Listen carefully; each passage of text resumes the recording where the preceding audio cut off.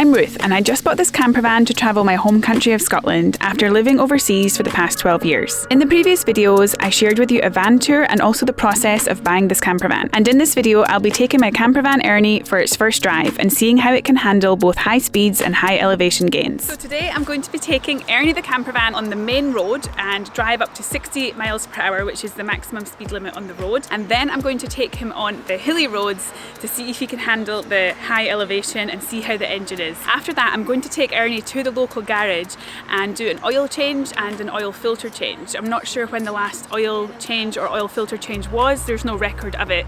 So I'd like to get that done and also ask the garage how often I should be doing the oil change for this type of vehicle, a Toyota Hiace. So I'm in the driver's seat ready to go. As I mentioned in the van tour video, this is a diesel vehicle and it's manual. So there's a gear stick that I need to use to drive the car. So it's been a while actually since I've driven a manual vehicle, so I hope I remember. Okay, let's go. Let's do the driving test. Okay, engine on.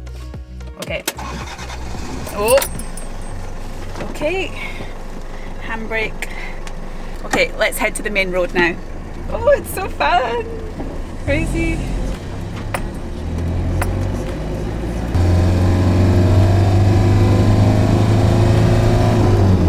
So I'm heading to the main road now.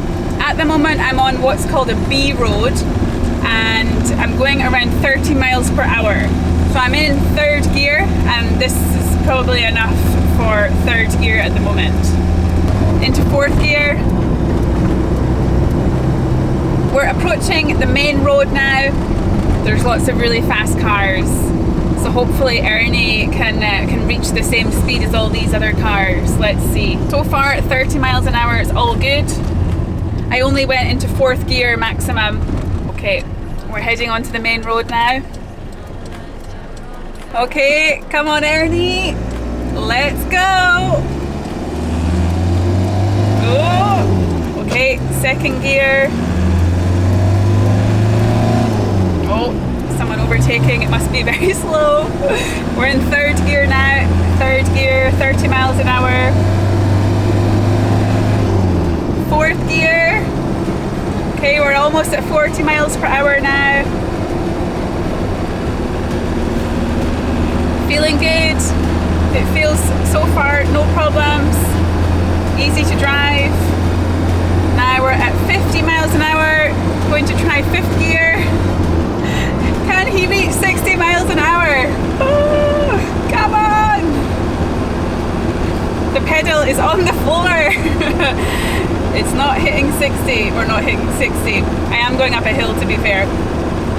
Maybe once I get over this hill. Okay, we're at 55. Fifth gear, 55 miles an hour. Are we going to hit 60? Let's go. Oh, I feel like it's so fast.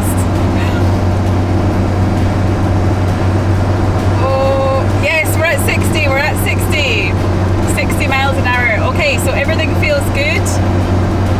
No weird sounds from the engine, going along smoothly. I think he passed the test on the main road. Go Ernie! So I've just pulled in, I've just finished driving on the main road. Overall, it was really good. Something that I did notice though is that you have to be in a very high speed before going into third or fourth or fifth gear. I think in previous manual vehicles that I've driven, I remember that going into third gear and fourth gear, you could do it much sooner, maybe because it was unleaded, a petrol vehicle, and this is a diesel vehicle. This is actually probably the first diesel manual vehicle that I've driven, but apart from that, it was running really well and it managed to go up to 60 without any problems. It did struggle at the first part, but that was because I was on a hill, but overall, definitely okay on the main road.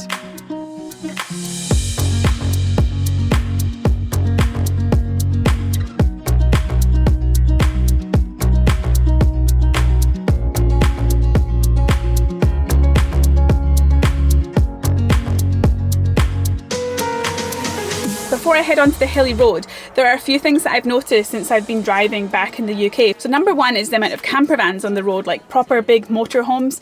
That's really common to see, and also people towing caravans. And since I've started driving in the campervan, I've noticed people waving, which is really nice. Another thing is the driving of people in Scotland is is really crazy. Like maybe in Japan everyone drives really safely, the speed limits are lower. I really didn't see much reckless or aggressive driving when I was there, and I've really noticed it since I came back, and it's really scary to be honest. And people overtaking on corners, in dangerous places. Another thing also that I've noticed is the potholes. So maybe it's just my area in particular or in Scotland, but there's a huge amount of potholes in the road. So this is really dangerous when driving because you can get a puncture, and I'm always trying to swerve to avoid the potholes, which is really dangerous. So that's just something that I've observed since I've come back, which I thought might be interesting to share. Okay, we've arrived at the countryside hilly road. We're going to drive straight and then start heading up. So let's go. I wonder if Ernie's engine can handle the hills. So this is the hilliest hill in the area near me, and it's so nice in Scotland at the moment. It's really the peak of spring. There's a lot of amazing, I don't know if you can see over there, that pink tree just there. I don't think they're cherry blossoms. Maybe some of them are. One track road. In Scotland there's a lot of roads like this. Okay, so we're starting to go up a hill here. I'm currently in 3rd gear. So we're groaning a little bit, it's chugging along. A little bit of a struggle. I think I need to get the speed up a little, but because this is a one-track road, I don't want to go too fast. It is likely that I could meet another vehicle, so I'm going to go back into 2nd gear. So on these one-track roads, you can often find passing places. So there will be the odd passing place, but you do need to reverse, go into them. So if you're driving in Scotland, it's good if you have some reversing skills. We're heading up now to the hill. The amount of potholes on this road is crazy. I am swerving right and left trying to avoid the potholes. So I've met a car on the one track road. Looks like they're reversing, which is really good. Hello. I saw you down there. I thought you were lost when you were looking at your... Oh no, I'm just setting up a camera. I'm just filming the view while I go along. You're going over the hill? Yeah, I'm going to drive up the hill over to... Yeah. Right. This is the start of the big hill. Okay. Can you hear the engine? It's so noisy, the engine. Come on, Toyota Hiace, you can do it.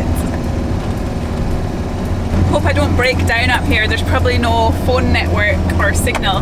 Back to 2nd gear, get some speed. That's better. Really, 2nd gear is the best for driving on this hill. I'm in this field full of sheep. Lots of little lambs. All the new lambs are born in the spring, which are so cute. But overall, the engine is absolutely fine. Driving really smoothly. It's managing the hill okay. We're actually almost at the top of the hill. Can you believe it? Great job, Ernie. I think Ernie's going to be fine. So I'll reverse in here. So it's quite windy out there, but overall the driving went very well. Driving manual was absolutely fine. Now I'm going to turn on the engine and double check how it looks when the engine is running.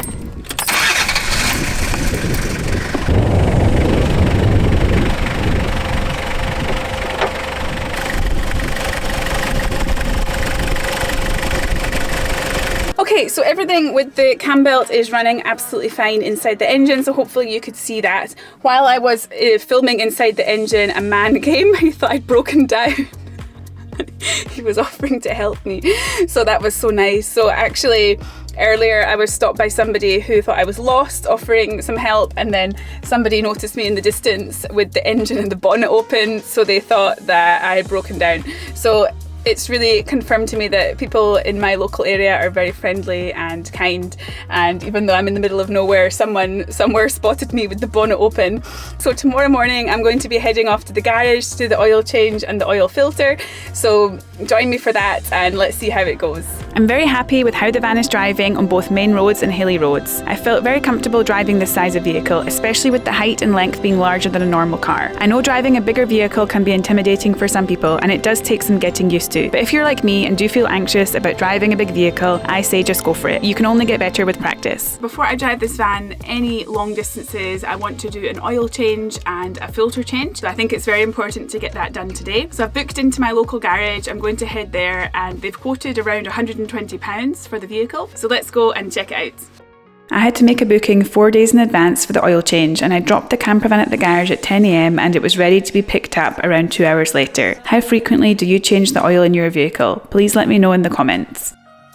Okay, so I'm back from the garage and the total price of the oil change was £144.04, so considerably more than I expected and much more than it costs to get an oil change and an oil filter change in Japan. I was quite surprised. At least it's done now, and I asked the man at the garage how often I should be changing the oil, and he said for this vehicle every 6,000 miles. So I'm going to keep an eye on the clock on the driver's area and make sure that when it hits 98,000 I'll do another oil change. The MOT for this vehicle is due in July this year. Sometimes when you buy a vehicle it's just gone through the MOT, but this one has the MOT coming up in July, so I am a bit nervous about that, but everything seems okay so far, and yeah, hopefully it will pass the MOT when the time comes. Thank you for watching the video today. I hope watching Ernie drive on the main road and the hilly roads was interesting to see. I'll be going a little further afield soon and also going on some bigger trips, so make sure you subscribe to the channel. See you next time. Bye!